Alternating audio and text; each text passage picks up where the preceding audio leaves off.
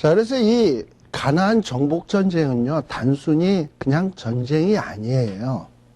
이 가나안 땅에 이 전쟁을 하는 모습을 보면 이스라엘 백성들은 철저히 어떤 전쟁을 하냐, 칼로 싸우는 전쟁이 아니라 하나님의 말씀대로 하느냐 안 하느냐, 하나님이 함께 하시기를 원하느냐 안 하느냐, 이거에 대한, 이게 중요한 것이지, 이스라엘 백성들이 뭐 칼로 얼마나 잘 싸우냐, 수적으로 얼마나 많으냐, 이런 건 하나도 안 중요해. 네. 자, 그래서 그런 맥락으로 이 가나안 정복 전쟁에 나타나는 일련의 사건들을 다 봐야 됩니다. 22절에 보면 이 다섯 왕들, 도간에 든 쥐였던 다섯 왕들을 이제 다시 그 굴에 와가지고 굴문을 열고 다섯 왕을 끌어냅니다. 자, 끌어냈는데 그 다섯 왕이 23절에 보면 누구라고요? 예루살렘 왕, 헤브론, 야르무, 라기스, 에글론 이런 자들을 끌어내고, 자, 어떻게 하냐? 24절에 보면 뭐라고 하냐? 그 왕들을 여호수아에게로 끌어내매 여호수아가 이스라엘 모든 사람을 부르고 자기와 함께 갔던 군장들에게 이르되 가까이 와서 이 왕들의 목을 발로 밟아라 하고 얘기를 하는 거예요. 잔인하죠? 예. 그거 뭐 암만 적이지만 우리가 뭐 보통 뭐 중국 삼국지 같은 영화 같은 걸 보면 적장을 포로로 잡아도 예우를 해주잖아. 그렇잖아요? 그런데 이게 소위 하나님의 군대라는 사람들이 적장을 잡아서 그 끌어다가 밟아라 이러고서 밟으지. 아, 이거 뭐 중국에 나오는 삼국지에 나오는 그것만도 못하고 잔인하다라는 생각이 들지 않아요? 근데 이 중동 지역의 사람들은요, 전쟁을 하면 어떤 패전국의 왕을 승전국의 왕이 짓밟아요. 근데 그걸 아무나 밟을 수 있는 게 아니야. 최고 사령관이나 왕이 밟을 수 있는 거예요. 근데 지금 여기서는 누가 밟아야 되냐 원칙이냐면 여호수아가 밟아야 돼. 근데 여호수아는 자신이 밟지 아니하고 자기 밑에 있는 군장들에게 밟을 수 있는 특권을, 자기의 특권을 자기 밑에 있는 부하들에게 주고 있는 거예요. 그래서 이 부하들이 지금 이 다섯 왕을 발로 밟는다라는 거예요. 제가 왜 이 이야기를 왜 하느냐, 거기에 보면 우리 이사야 41장에 보게 되면, 이거 로마서 한번 봅시다. 이사야 볼 것도 없고 로마서 16장.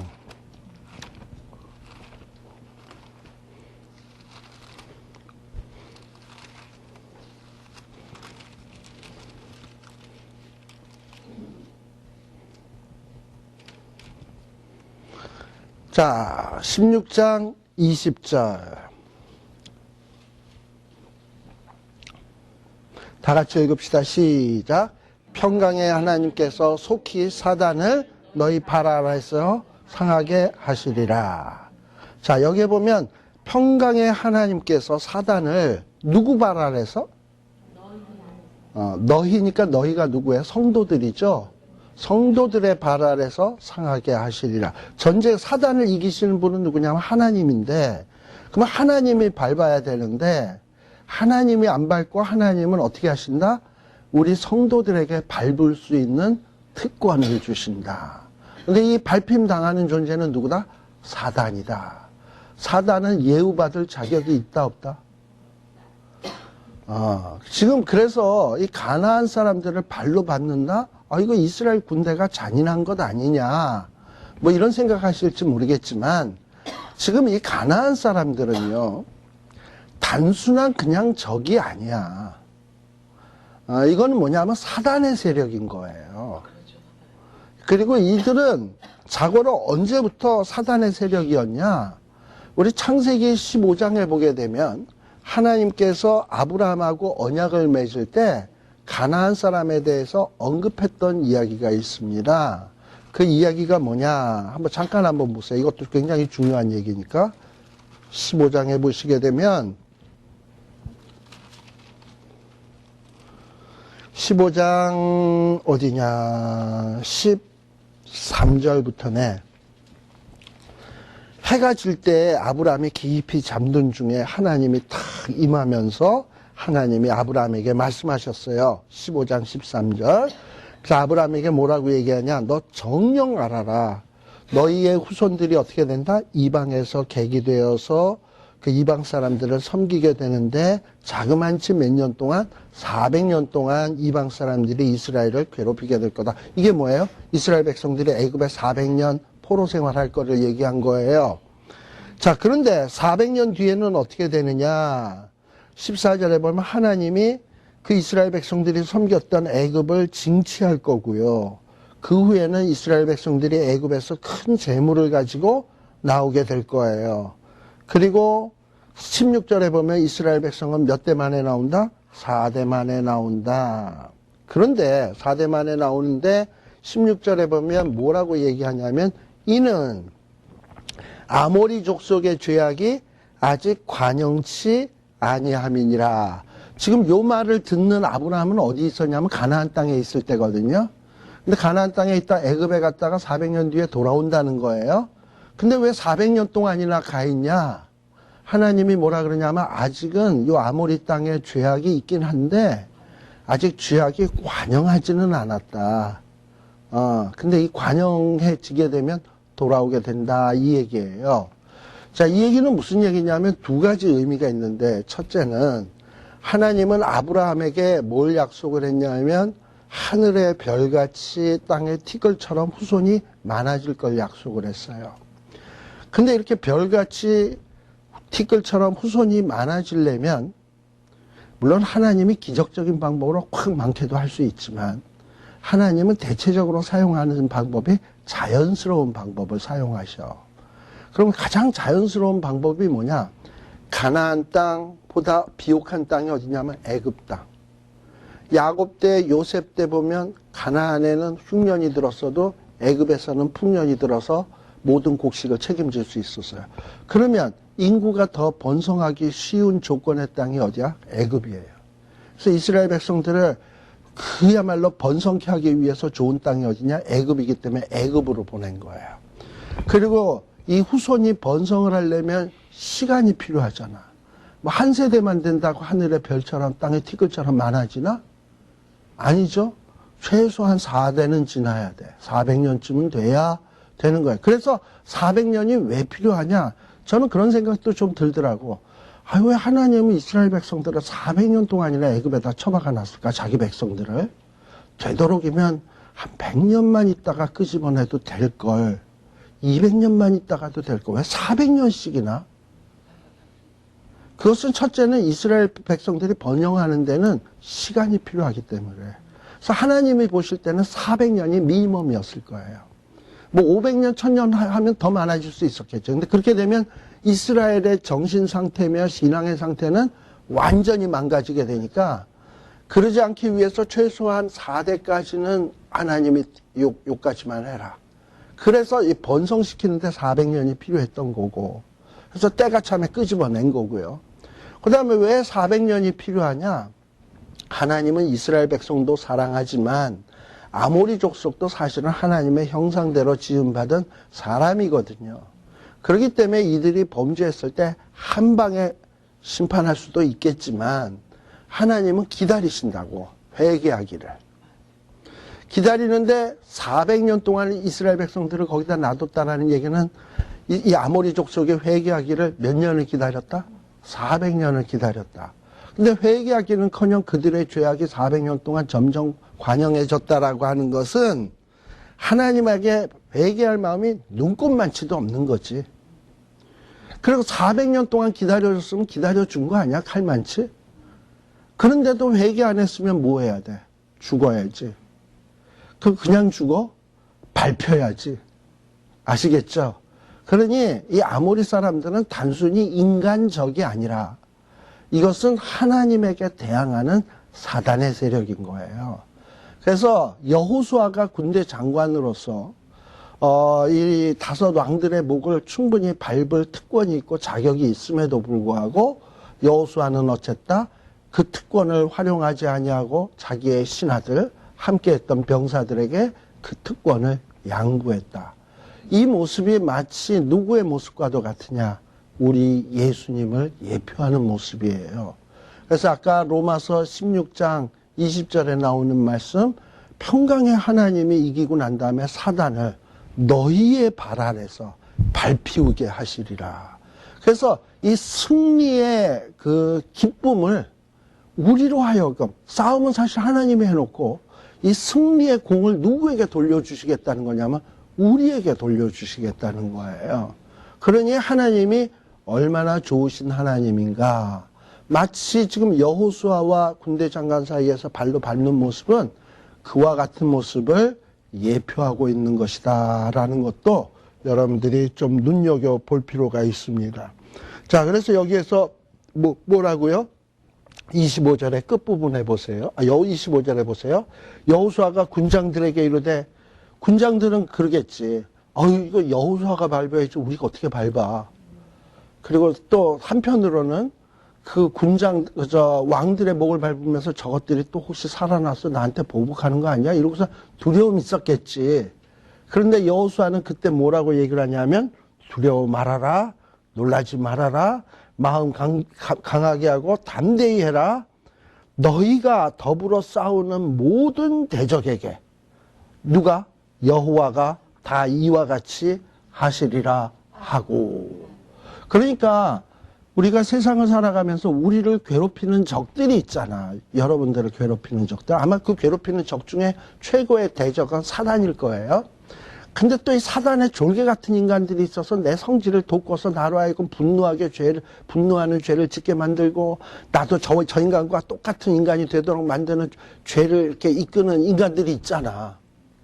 그럴 때 상대방이 나를 화를 돋군다고 해서 열받아가지고 깍 하고 대들지 말고, 상대방이 나를 열받게 하는 인간이 있으면 저 인간이 얼마나 얻어맞으려고 그러나, 여호와께서 너의 대적을 항상 이와 같이 하시리라. 이 말씀을 제가 알아야 될 텐데, 내가 하나님의 아들인데 나를 대적하는 자에겐 하나님이 항상 이와 같이 하실 텐데 쯧쯧쯧 불쌍하다, 이렇게 여기시라고.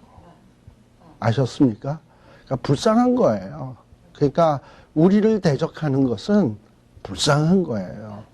하나님이 너희를 위하시면 누가 너희를 대적하리요? 환난이나 공곤이나 칼이나 기근이나 적신이나 쫙 나오죠. 로마서에 보게 되면. 우리를 대적할 자가 없어. 왜? 하나님이 우리를 위하시면 우리를 대적할 자가 없는 거예요.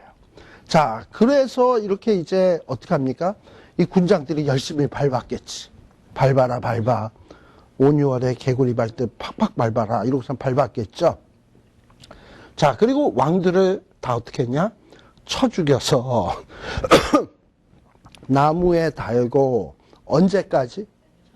석양까지 나무에 달린 대로 두었다가, 자, 요것도 뭘 얘기를 하는 거냐 하면 신명기 21장 22절 23절. 신명기 21장 21절 한번 보세요. 자, 여기 보면 21장 21절에 보면 23절에 봅시다. 일단 23절에 보면 시체를 나무 위에 뭐 하지 마라? 밤새도록 두지 말고 어떻게 해라? 당일에 장사하여 내 하나님 여호와께서 내게 기업으로 주시는 땅을 더럽히지 말라. 나무에 달린 자는 하나님께 저주를 받았음이니라.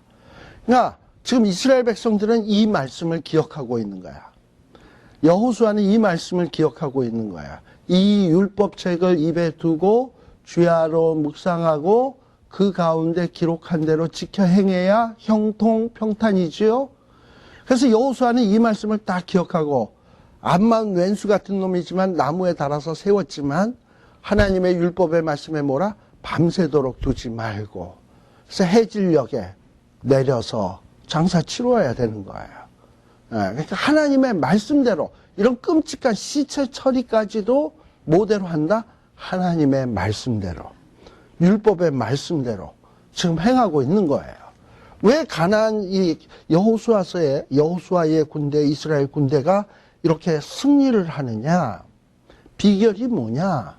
하나님의 율법의 말씀대로 행하고 순종하는 거예요. 자, 그래서 27절에 뭐라고 되어 있습니까? 해질 때에 여호수아가 명하매 시체를 나무에서 내리어. 그래서 이건 단순히 심심해서 뭐 끌어내리고 이런 게 아니라 다 하나님의 말씀에 근거해서 움직이고 있는 겁니다. 자, 그 다음에 28절도 여호수아가 막게다를 취하고 칼날로 누구를 쳐서? 성읍과 왕을 쳐서. 여기에도 칼날로 쳤다 그랬죠. 우리 지난 시간에 신명기 13장 1절인가?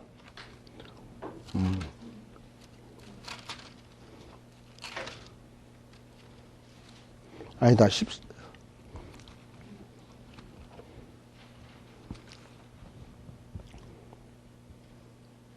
13장 15절 신명기.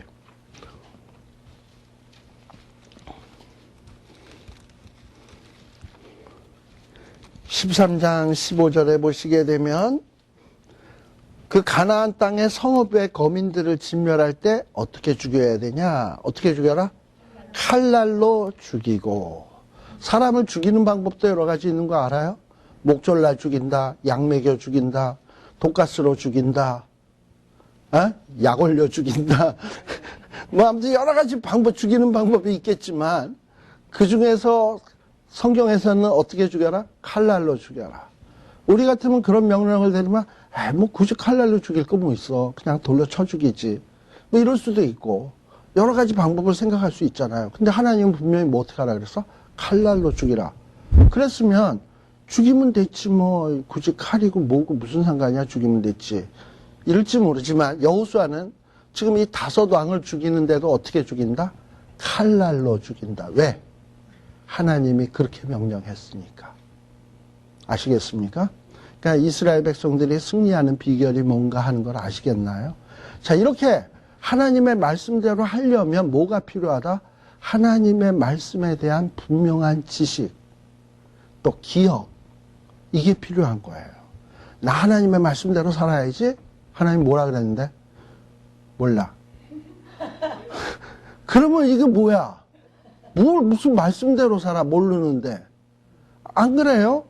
그러니까 하나님의 말씀대로 살아야지 하려면은 최소한 뭘 알아야 되냐면 말씀의 내용이 뭔지를 알고 잊어먹지 않고 치매 걸려가지고 잊어먹지 않고 기억해야 말씀대로 살든지 만들지 할 것 아니겠어요. 그러니까 이렇게 자꾸 하나님의 말씀을 보고 성경 공부한다는데 자기에다가 헌신을 하고 자꾸 이 노력을 해야 말씀이 뭔지를 알고 말씀의 뜻이 뭔지를 알고 그래야 말씀대로 살든지 말든지가 나오는 거지. 그냥 생각으로만 말씀대로 살아야지, 열심히 살아야지, 진실되게 살아야지. 뭐가 진실인데, 뭐가 열심인데, 뭐가 말씀인데, 이런 건 하나도 몰라. 이거 엉터리인 거예요, 그게. 그런 걸 가리켜서 뭐라 그런다? 맹신이다. 맹신을 자꾸 하게 되면 더 뭐가 되느냐? 병신 돼요. 좀 말이 너무 심했나? 예. 아무튼 그래요. 예.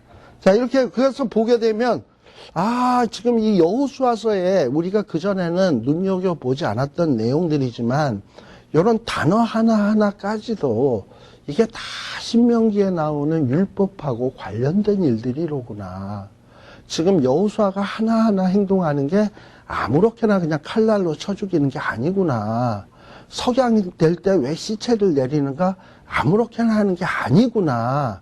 하나님의 말씀대로 하기 위해서 이렇게 하고 있구나. 요거를 여러분들이 눈치를 채셔야 되는 거예요. 그걸 마음에다 새기셔야 돼요. 자, 역시 또 보세요. 쭉 29절에 보면 림나와 싸웠어요. 30절에 보면 또 어떻게 해요? 하나님이 손에 붙이셨어요. 그랬더니 어떻게 죽였어요? 이번엔 독가스로 죽였어요? 목졸라 죽였어요? 교수형으로 죽였어요? 칼날로 죽였어요. 네. 또 그 다음에 31절에 보면 또 누구랑 싸워요? 라기스에 가서 라기스 사람과 싸워요.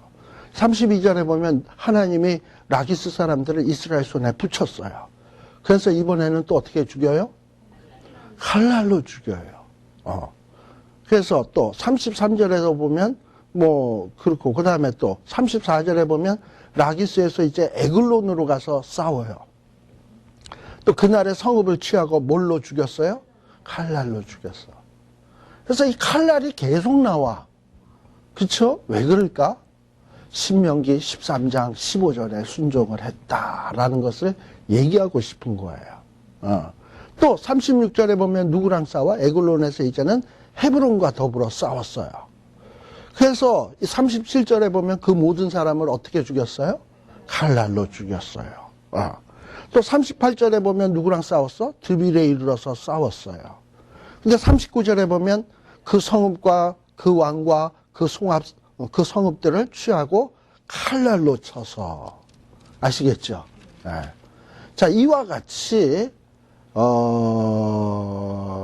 그러면서 뭐라고 얘기하냐면은 40절 이와 같이 여호수아가 온 땅 곧 산지와 남방과 평지와 경사지와 그 모든 왕을 쳐서 하나도 남기지 아니하고 무릇 호흡이 있는 자를 진멸하였으니 그 다음 말이 중요해요. 이 여호수아랑 이스라엘 백성들이 뭐 어쨌다? 이스라엘의 하나님 여호와의 명하신 것과 같았더라. 그러니까 여호수아 때 사람들은 가나안 정복 전쟁을 할 때 이 백성들이나 여호수아가 자기 소견에 오른 대로 전쟁을 한 게 아니라 하나님이 명하신 것과 같았더라. 아시겠습니까? 이게 중요한 키워드라는 얘기예요. 자, 이렇게 하나님이 명하신 것과 같이 싸우니까 어떤 일이 벌어졌냐면 42절 이스라엘의 하나님 여호와께서 이스라엘을 뭐하여? 위하여 싸우신 거로. 그러니까 백성은 하나님이 명하신 대로 하고 하나님은 이스라엘 백성들을 위하여 싸우시고 싸움은 이스라엘 백성이 싸우는 게 아니라 이스라엘 백성들은 하나님이 명하신 대로만 하면 돼 어쨌든. 그러면 하나님이 이스라엘 백성들을 위하여 싸우신 거로. 그래서 전쟁의 게임이 끝나는 거예요. 그래서 여호수아가 이 모든 왕과 그 땅을 어떻게 단번에 자 이렇게 하나님의 말씀에 순종하니까 어떤 역사가 벌어졌냐? 단번에 점령하는 이런 놀라운 역사가 벌어졌다라는 거예요. 그래서 여러분들 이 여호수아서에 보면 단순한 이야기 같고 이렇지만 단어 하나 이런 거 하나하나 쓰여지는 게 결코 우연히 쓰여진 게 아니에요. 우리에게 아주 중요한 교훈을 주기 위해서 쓰여졌다라는 것을 놓쳐서는 안 됩니다. 아, 이렇구나. 승리의 비결이라는 게 이런 거구나.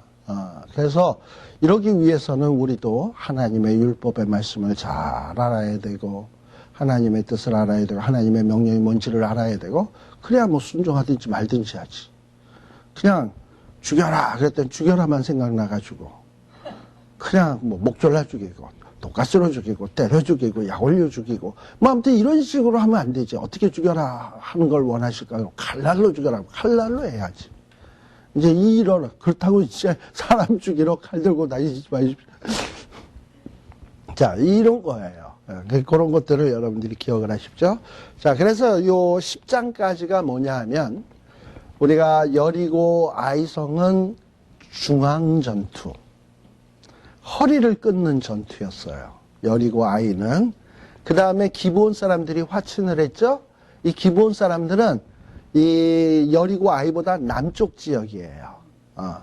그리고 이 기브온 사람들의 화친과 더불어서 예루살렘 왕, 여러 다섯 도소 왕들이 연합을 해서 이스라엘과 전쟁을 했죠. 이거는 이스라엘의 남쪽 지역이에요. 그래서 중앙을 끊고 기브온 사람들, 다섯 연합 왕들 무찔름으로 이제 중앙도 점령하고 남방 지역도 점령을 하게 된 거예요. 이제 뭐만 남았냐? 북쪽만 남았어. 북쪽. 우리 옛날에 인천 상륙작전에서 허리를 끊고 남한을 점령하고 그랬더니 적들은 지리산, 빨치산으로 도망갔고 나머지는 퇴각해서 압록강 너머로까지 도망가고 그랬죠. 그래서 이제 중공군이 개입해서 이제 다시 내려와서 북한이 지금 저 모양이 돼버렸잖아요. 그런데 이제 그러니까 우리 남한 한국에 있었던 6.25 전쟁도 허리 끊고 남쪽 점령하고 북쪽 점령했듯이 이스라엘의 가나안 정복 전체도 허리 끊고 남쪽 점령, 북쪽 점령. 아마 메가도가 여기서 아이디어를 얻지 않았을까 이런 생각이 좀 들어집니다. 예. 자, 그래서 이 11장에서부터는 북쪽 지역을 점령하는 이야기가 시작이 되는 거예요. 11장, 그 다음에 11장의 얘기가 이 북쪽 지역이에요. 그래서 이렇게 해서 11장까지의 얘기가 끝나게 되면 뭐가 끝나느냐 하면 우리가 가나안 정복의 그 여호수아서를 키워드로 건너라, 취하라, 기억나시죠? 나누라, 섬기라, 이렇게 나눈다 그랬잖아. 그러면 건너라 얘기가 뭐냐면 요단강 건너는 이야기, 취하라 얘기가 여리고 취하고 아이성 취하고 기브온 취하고 다섯왕 취하고 이제 11장에 나오는 북방왕 취하는 얘기인데 이 취하는 얘기도 세 등분으로 나누어진다는 얘기지. 중앙, 남쪽, 북쪽. 근데 지금 이 11장의 얘기는 북쪽과의 전쟁의 이야기다라고 생각을 하시면 돼요. 아마도 그동안에는 우리가 여호수아서를 몇 번 봤지만 이쪽이 남쪽인지 저쪽이 북쪽인지 여리고가 저 남쪽인지 여리고가 북쪽인지 그것도 모르고 보시는 분들이 태반이야.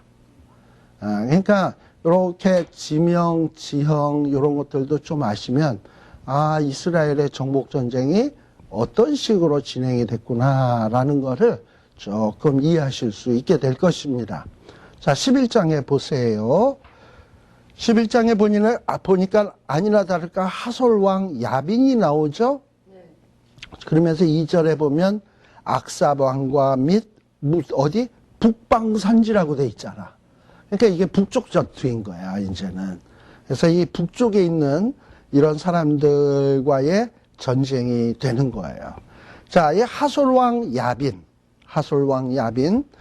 이런 왕들도 보니까는 뭐 기브온이 화평을 했다 그러지. 그거 기브온을 혼내주기 위해서 예루살렘 왕, 뭐 에글론 왕, 뭐 한 5왕이 연합을 해가지고 이스라엘 했는데 하루아침에 그냥 박살났다고 그러지. 이러니까 이 북쪽 왕들이 얼마나 긴장을 하겠습니까? 이제는 자기 차례인데. 예. 그러니까 이 북쪽에 있는 왕들이 이제 어떻게 하냐? 아주 그냥 긴급히 움직이기 시작을 하는 거예요. 11장 1절에 보면 하솔왕 야빈이 이 소식을 듣고, 이 소식이 뭐야? 연합군들이 여호수아한테 졌다라는 소식을 듣고 아주 긴급히 움직이는 거야. 그러면서 여러 왕들의 이름이 나오죠. 여러 지명의 이름들이 나오고 이런 사람들에게 3절 끝에 보면 뭘 보냈다? 사람을 보내매. 그러니까 우리 서로 연합하자, 힘을 합치자 해가지고 전령을 보내는 거죠. 그래가지고 서로 일심단결해가지고 그래, 우리 뭉치면 살고 흩어지면 죽는 거야. 그래서 우리 뭉쳐서 군대를 다 연합해서 이스라엘을 대적하자 하고서 지금 이제 전쟁이 시작되는 게 요 4절서부터예요. 그래서 이 모든 왕들이 연합을 해가지고 모든 군대를 거느리고 나왔으니 그 나온 사람들이 많아서 뭐 같다? 해변에 수다한 모래 같고 말과 병거도 심히 많았으며 그리고 거기에 각각의 왕들이 다 모여 나와서 이스라엘과 싸우려고 나왔다. 몇 나라가 거기 한번 세보세요. 몇 나라인가? 엄청 많아요. 31개. 예, 엄청 많은데 아무튼 이런 엄청 많은 동네 애들이 다 모여가지고 이스라엘과 싸우러 나왔어요. 자, 근데 이런 상황에서 하나님은 뭐라고 말씀하시나? 6절. 여호와께서 여호수아에게 이르시되 저들을 인하여 두려워 말아라. 내일 이맘때에 내가 그들을 누가 그들을? 하나님이 그들을 이스라엘 앞에 붙여 뭐 하시겠다? 몰살시키시리니. 그러니까 적들을 몰살시키시는 분은 누구냐? 하나님이라는 얘기예요. 근데 여기에 보면 6절 끝에 보면 이상한 명령이 하나 나옵니다. 멸절시키고 나면 뭐냐면 말의 뒷발에 힘줄을 끊고 불로 그 병거를 살라버리래. 몸에 아까운 거. 아니 말이 죄 지은 게 뭐가 있습니까? 그럼 말 됐다가 우리가 타고 다니면 되잖아. 그죠? 병거가 뭐 우상숭배 했나? 병거 가져다가 쟤네들 우리 말도 있겠다. 병거도 있으면 병거 우리말로 끌어서 쓰면 되잖아. 다음번 전쟁할 때. 근데 왜 그걸 불살라? 아까운 게. 바보같이. 근데 하나님은 뭐라 그러냐면 가차없이 말의 힘줄을 끊고 병거를 불사르라는 거예요. 근데 이렇게 이스라엘 백성들이 하나님이 전쟁을 이기게 해주심으로 무기들을 그냥 거의 공짜로 얻게 되잖아요. 그러면 마치 이제 다음번에는 자기네들이 이렇게 무기가 많으니까 어느 누구하고도 이길 수 있다. 이런 자만감, 교만감에 빠질 수 있어요. 그래서 하나님께서는 전쟁 딱 끝났으면 쟤네 물건 하나도 가지지 마. 말도 병거도. 다음번 전쟁 승리할 때도 말과 병거가 승리하는 게 아니라 내가 함께하면 승리고 내가 안 함께하면 패배야.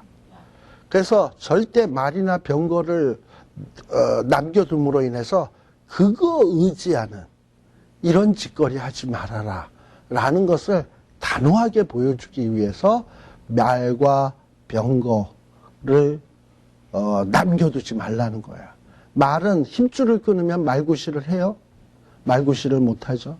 병거는 불살르면 아무짝에도 쓸데없죠. 그래서 가차없이 없애려는 거야. 네가 힘이라고 생각하는 것들은 다 없애버리라는 거야. 누구만이 나의 힘? 여호와만이 나의 힘, 나의 반석, 나의 요새라는 이런 신앙을 가지라는 거예요. 오늘 시대가 어떤 시대인데 그런 신앙을 가져? 그저 돈은 나의 힘, 권력은 나의 요새, 그 다음에 백은 나의 산성, 이런 시대인데 아니라는 거예요. 여호와는 나의 산성, 나의 방패, 나의 요새, 나의 힘. 이 원리는 이 과거에서부터 지금 그리고 미래 또 영원토록 마지막까지 변함없는 진리인 거예요. 근데 우리가 이 하도 이상한 세상 속에서 살다 보니까 이런 분명한 진실이 자꾸 헷갈려. 돈이 있어야, 명예가 있어야, 백이 있어야, 정치인 중에 누구쯤이 있어야 이게 모두 성공할 수 있지. 이런 어떤 착각에 빠진단 말이에요. 하나님은 절대 그러지 말라는 거예요. 예. 그래서 이 말에 힘줄 끊어라, 그리고 병거 불살라라 라는 거예요. 자, 아니나 다를까 어쨌다? 하나님이 이렇게 약속하시더니만 하나님은 약속을 지키죠. 그래서 8절에 보면 여호와께서 그들을 이스라엘 손에 붙이신 고로 그들을 격파하고 시돈과 또도도도 해서 한 사람도 남기지 아니하고 쳐 죽이고. 9절 어떻게 끝나요? 여호수아가 여호와께서 자기에게 뭐한 대로 명하신 대로 행하여 그들의 말 뒷발에 힘줄을 끊고 불로 그 병거를 살랐더라. 왜 이럽니까? 여호수아가 경험적으로 보니까 우리의 승리의 비결은 병거와 말이 아니라 하나님의 말씀에 순종해 있다는 걸 철저히 깨달은 것 아니겠습니까? 이전에도 아간이 하나님의 말씀에 불순종하고 겨우 물론 신할산, 명품 신할산 외투이긴 하지만 외투 훔치고 금덩이랑 은덩이 좀 훔치긴 했지만 사실 뭐 그거야 세 발의 피 아닙니까 그거. 근데 뭐 그거 어겼다고 전쟁에 패한 거를 뼈저리게 체험을 했잖아. 그러니까 이 여호수아가 안 것은 뭐냐면 그저 순종이다 이거. 그저 순종하는 게 승리다. 또 역시 어떻게 써요? 10절에 보면 하솔 왕도 어떻게 해요? 돌아와서 하솔을 취하고 그 왕을 뭘로 쳐 죽였다? 칼날로 쳐 죽이고. 11절에도 보면 그 가운데 모든 사람을 칼날로 쳐 죽이고. 또 12절에도 보면 그 모든 성읍과 그 모든 왕을 취하여 뭘로? 칼로 쳐서. 아셨죠? 이게 바로 승리의 비결이다라는 얘기예요. 그래서 이 북방도 마지막으로 15절에 봅시다. 뭐라고 되어 있습니까? 여호와께서 그 종 모세에게 명하신 것을 모세는 여호수아에게 명하였고 여호수아는 그대로 행하여 여호와께서 물은 모세에게 명하신 것을 어떻게? 하나도 행치 아니한 것이 없었더라. 이게 바로 여호수아가 가나안 정복 전쟁의 중앙, 남방, 북방을 승리할 수 있는 비결이었습니다. 이 비결은 오늘날 우리에게도 그대로 적용되는 것입니다. 그래서 여러분들의 남은 인생 속에서 승리하기를 원하나? 그러면 어떻게 해야 되냐? 말씀에 순종하는 거예요. 근데 말씀에 순종 참 쉽죠? 그러려면 어떻게 해야 되냐? 말씀을 잘 알아야 돼. 우리 여호수아서 보면서 칼날로 쳐 죽였다. 아, 이거 신명기에서 연관된 말씀이었다. 누구가 생각해 봤어요? 안 해봤잖아. 그러니까 성경을 알다 보면 아, 이런 것까지 성읍에서 칼날로 쳐 죽이라 이런 것까지 머리에 새기고 있어야 되네.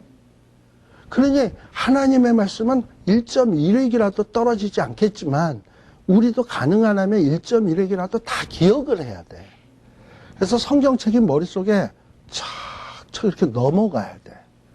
그리고 이 얘기 이러면서 이게 쫙 있어가지고 그렇게 하다 보면 나중에 어떤 일이 생기냐. 우리가 살다가 어떤 상황에 딱 직면했을 때 그 말씀이 생각이 턱 나는 거야. 저 말씀이 턱 생각나는 거야. 여기에 구절이 턱 생각이 나는 거야. 그런데 그렇게 성경 공부를 하지 않냐고 읽지 않았던 사람은 어떤 상황이 상황을 직면하게 되면 말 그대로 머리가 하얘지는 거야. 아무것도 생각이 안 나는 거야. 말씀이란 말씀은 조무지 생각이 안 나는 거야. 하얘져. 그럼 어떻게 살아요, 이제? 자기 소견에 옳은 대로 살아요. 그럼 어떻게 돼요? 사사시대처럼 돼요. 간단한 거예요. 자, 그 다음에 마지막 16절에서부터 23절. 자, 요거는 어떻게 보게 되면 가나안 정복의 썸머리예요. 그동안에 중앙전투, 남방전투, 북방전투가 있었잖아. 그 전투에 대한 전체적인 썸머리가 되는 겁니다. 그래서 여호수아가 정복한 땅들이 어떤 땅인가 하는 것을 이야기하는데 16절에 보면 뭐를 취했다? 이스라엘의 산지. 또 뭘 취했다? 평지. 그러면 어떻게 된 거다? 다 취한 거지 뭐. 산지 취하고 평지 취했으면 다 취한 거지 뭐.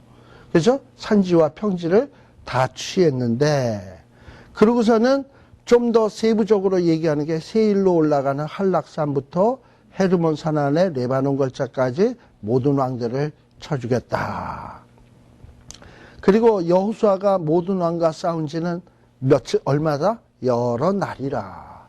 여러 날 정도가 아니라 보통 가나안 정복 전쟁이 7년 걸렸다라고 봐요. 그러니 우리가 여리고 아이, 그 다음에 기브온 사람의 일들, 하솔왕 이 전투 이런 것들이 다 해서 이게 점령, 우리가 장수로는 몇 장 안 되지만 기간으로는 한 7년간에 걸쳐서 벌어진 사건이다라고 보시면 돼요. 자, 결론이 뭐였습니까? 가나안 사람들은 어떻게 됐다?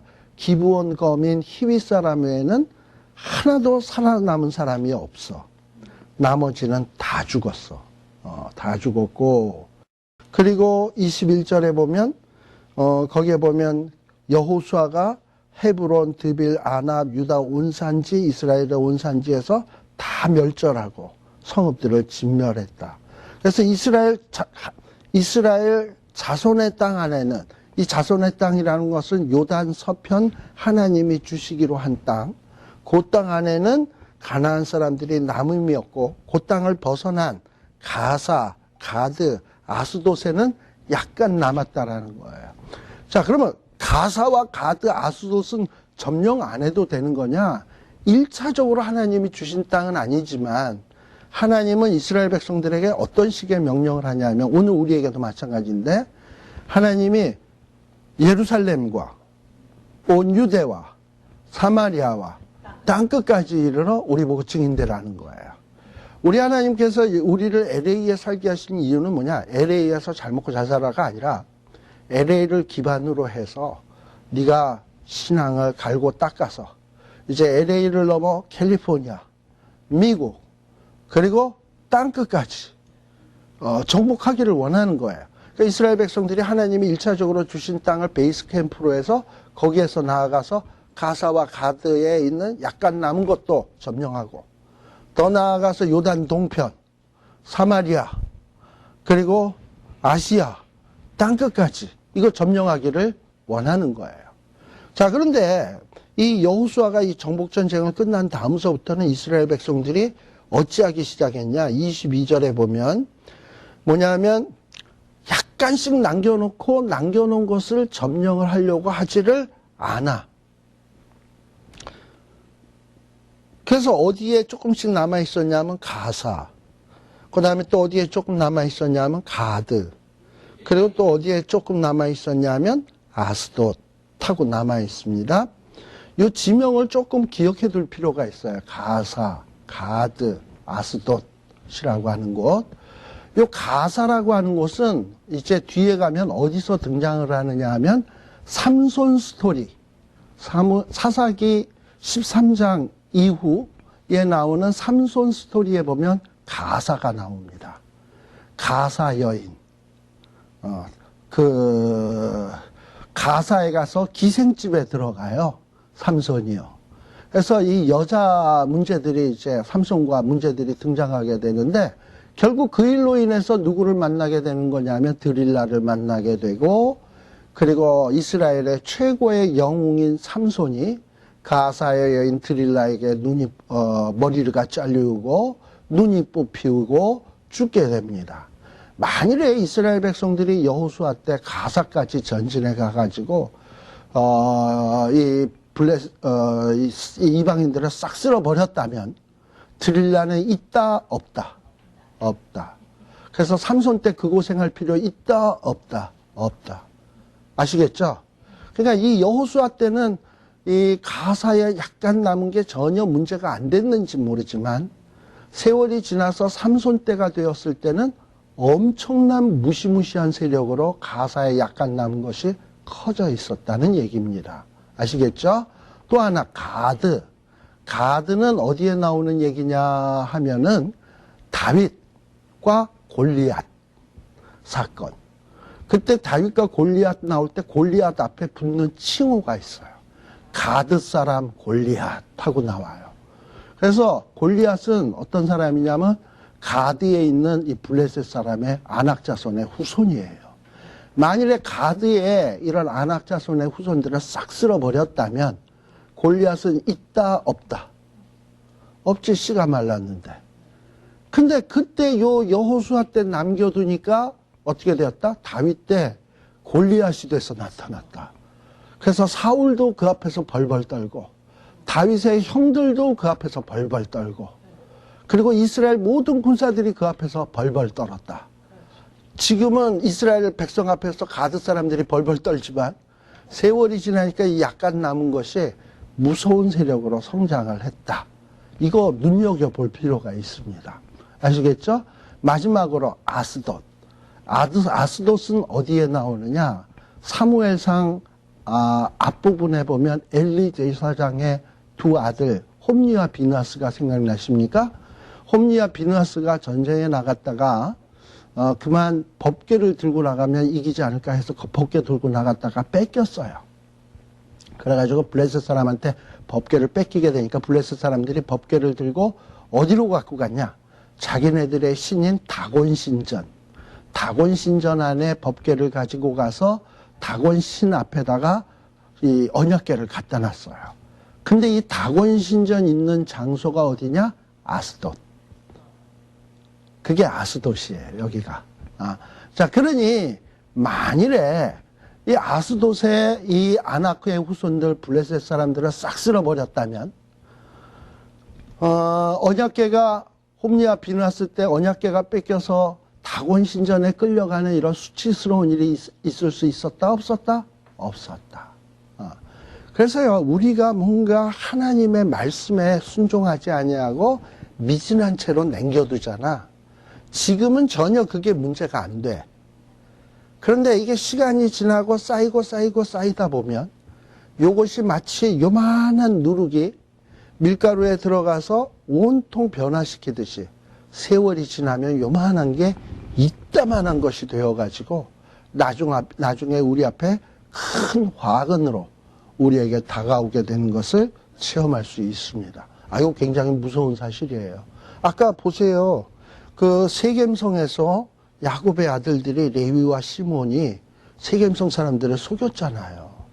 그런 조그마한 사실 하나가 세월이 지나니까 나중에 기브온 때 탁 부메랑이 돼서 딱 돌아오듯이 우리가 이렇게 하나님의 말씀을 제대로 순종하지 않으면 그 당시에는 아무런 일 없는 것 같은데 나중에 그것이 큰 세력이 돼서 부메랑으로 돌아올 때는 아주 뼈저린 후회와 아픔을 겪게 돼 있다라는 것을 기억하시고 여호수아 1장 8, 9절에 나오는 말씀 이 율법책을 내 입에 두고 주야로 묵상하고 그 가운데 기록한 대로 지켜 행하라 라는 말씀을 여러분들이 자꾸 머리에다 두고 이 말이 단순한 말이 아니라 진짜 하나님의 말씀을 알려면 제대로 알고 제대로 기억하고 제대로 묵상하고 그것을 삶 속에서 정말 글자 하나 제대로 순종하면 하나님이 예비하신 평탄과 형통의 축복을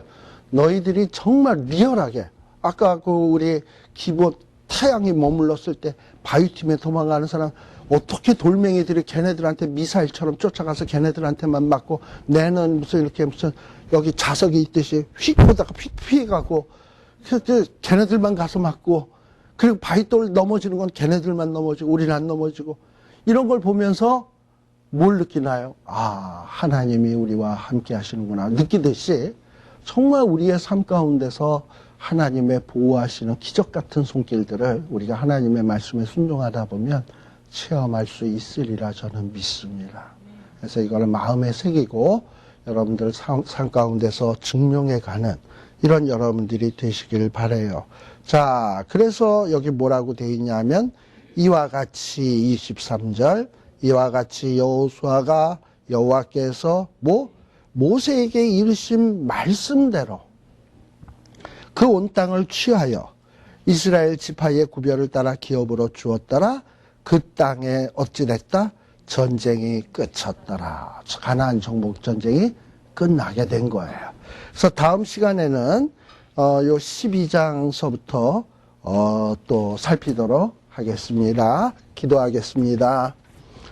하나님 아버지 감사합니다. 참으로 옛날 이야기 같은 이 여호수아서의 말씀 참 이야기는 단순하고 재미있는 흥미스러운 이야기지만 이 이야기 속에는 깊은 진리들이 담겨져 있음을 우리들이 놓치지 않는 저희들 되게 하여 주시옵소서. 우리도 하나님의 말씀하신 대로 명하신 대로 행했더니 이러이러한 놀라운 일이 있게 되었더라라는 이런 놀라운 축복의 말씀들을 증명하는 저희들이 되게 하여 주시옵소서. 예수님 이름으로 기도드리옵나이다. 아멘. 마치겠습니다. 수고하셨습니다.